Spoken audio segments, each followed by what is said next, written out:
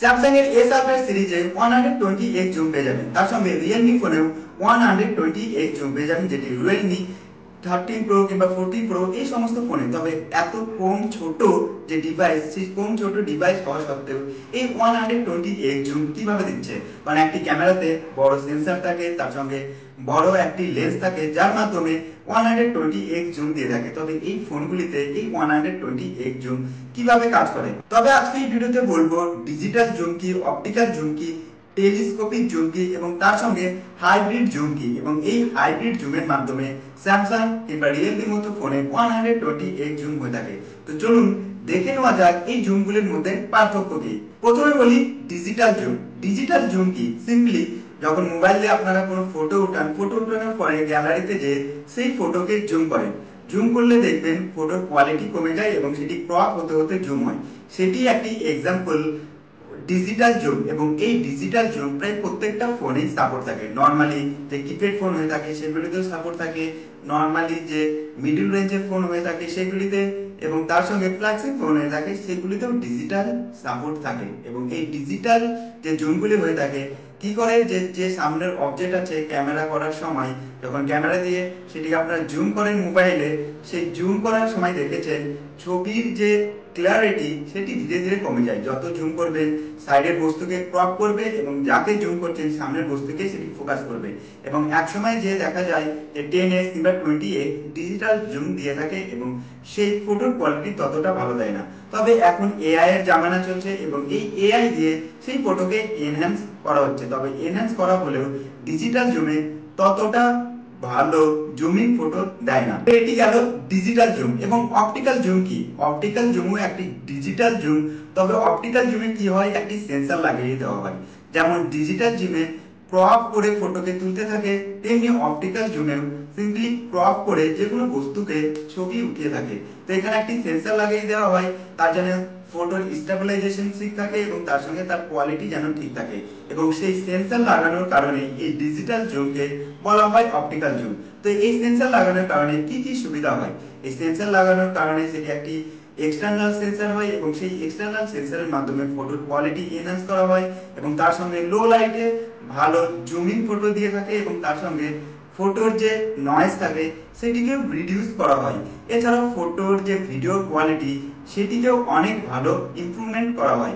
তো এই কারণে ডিজিটাল জুমের তুলনায় অপটিক্যাল জুম বেশি পছন্দ করা হয়ে থাকে। তবে অপটিক্যাল জুমের যে সেন্সরগুলি হয়ে থাকে সেটি অনেক দামি হয়ে থাকে। তার কারণে দেখেছে যে ফোনগুলিতে অপটিক্যাল জুমের সাপোর্ট আছে সেই ফোনগুলির দাম ডিজিটাল জুমের যে ফোনগুলি হয়ে থাকে সেই জুমের ফোনগুলির তুলনায় অপটিক্যাল জুমের ফোনগুলির দাম অনেক বেশি হয়ে থাকে। কারণ সেই অপটিক্যাল জুমে ভিডিও স্টেবিলাইজেশন বেশি দিয়ে থাকে এবং তার সঙ্গে ফটোর কোয়ালিটি অনেক ভালো দিয়ে থাকে। টেলিফটো লেন্স এবং টেলিফটো জুম।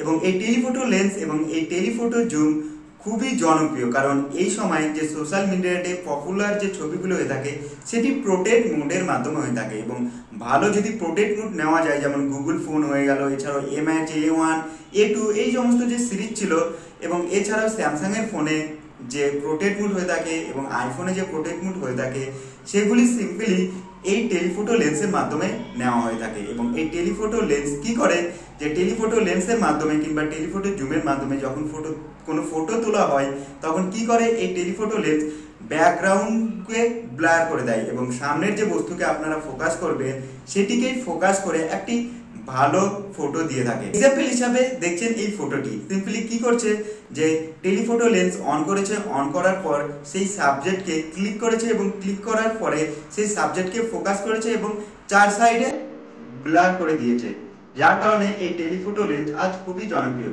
তবে এই টেলিফটো লেন্সের বিভিন্ন ধরনের অসুবিধা রয়েছে। ফটোর যে স্টেবিলাইজেশন হয় কিংবা ফটোর যে কোয়ালিটি হয় সেটি বেশিরভাগ সেক হয়ে যায়, কারণ এই টেলিফটো জুম কিংবা টেলিফটো লেন্সে বেশি পরিমাণে লাইটের প্রয়োজন হয়। এবং যখন টেলিফটো লেন্সের মাধ্যমে কোনো ফটো কিংবা ভিডিও শুট করা হয় তখন লাইট যদি কম থাকে সেখানে ভিডিওর কোয়ালিটি কিংবা ফটোর কোয়ালিটি ভালো থাকে না। কারণ একটি বস্তুকে ফোকাস করার সময় লাইট যথেষ্ট পরিমাণে প্রয়োজন, এবং যথেষ্ট পরিমাণে না থাকলে তার ব্যাকগ্রাউন্ডকে ততটা ব্ল্যাক করবে না এবং সাবজেক্টকেও ভালোভাবে ফোকাস করবে না। যার কারণে এই টেলিফটো লেন্স ইউজ করার সময় লাইটের প্রচুর পরিমাণে ইউজ হয়ে থাকে। অ্যাট লাস্ট এখন খুবই ট্রেন্ডিং এবং জনপ্রিয় যেটি হচ্ছে হাইব্রিড কিংবা প্যারিস্কোপিক জুম। হাইব্রিড এবং প্যারিস্কোপিক জুম যেটি দুটি একই, তবে সেটির নাম একটু আলাদা আলাদা দেওয়া হয়েছে। তো হাইব্রিড কিংবা প্যারাস্কোপিক জুম কি? সিম্পলি সাবমেরিন কিংবা ডুবন্ত যে জাহাজ দেখেছেন, সেই ডুবন্ত জাহাজে বাইরের চিত্র কিংবা বাইরের পরিবেশ কিংবা বাইরে কি হচ্ছে সেটিকে দেখার জন্য একটি ক্যামেরা ব্যবহার করে থাকে, এবং সেই ক্যামেরাটি প্যারাস্কোপিক কিংবা হাইব্রিড জুম ব্যবহার করে থাকে। তবে এই প্যারাস্কোপিক কিংবা হাইব্রিড জুম মোবাইলে কিভাবে কাজ করে? তো সিম্পলি কি হয়, এখানে প্যারিস্কোপ যে হয়ে থাকে, প্যারিস্কোপে কি থাকে, বিভিন্ন ধরনের মিরর থাকে, একটি 45 ডিগ্রি এবং একটি 90 ডিগ্রি। এবং 45 ডিগ্রি যে মিরর থাকে, সেই মিররে বস্তুর যে প্রতিবিম্ব সেটি সেই মিররে দেখা যায়, এবং সেই মিরর কি করে, রিফ্লেক্ট করে তার পিছনের মিররকে, এবং সেই পিছনের মিরর কি করে, সেই ছবিকে রিফ্লেক্ট ছবি ধরে রাখে, এবং সেই রিফ্লেক্ট ছবি ধরে রাখার পরে কি করে, সেন্সর, এবং সেই সেন্সরে সেই রিফ্লেক্ট ছবির মাধ্যমে সেন্সরে লাইট যায়, এবং সেই লাইট যাওয়ার পরে সেই সেন্সরে সেই লাইটকে সেন্স করে, এবং তার সঙ্গে যে প্লেন মিররে যে বস্তুর যে ফটোটি রিফ্লেক্ট করছে সেই রিফ্লেক্ট ফটোকে জুম করে।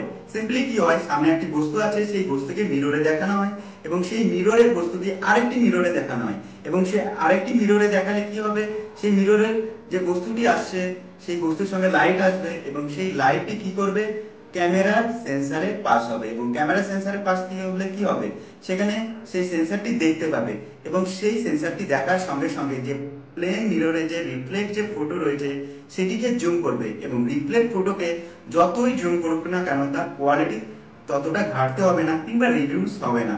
যার কারণে এই প্যারিস্কোপিক জুম দিয়ে বিভিন্ন ধরনের ডিভাইসে বিভিন্নভাবে ইউজ করা হচ্ছে, মোবাইলে, ক্যামেরাতে, এছাড়াও বিভিন্ন ধরনের ডিভাইসে ইউজ করা হচ্ছে।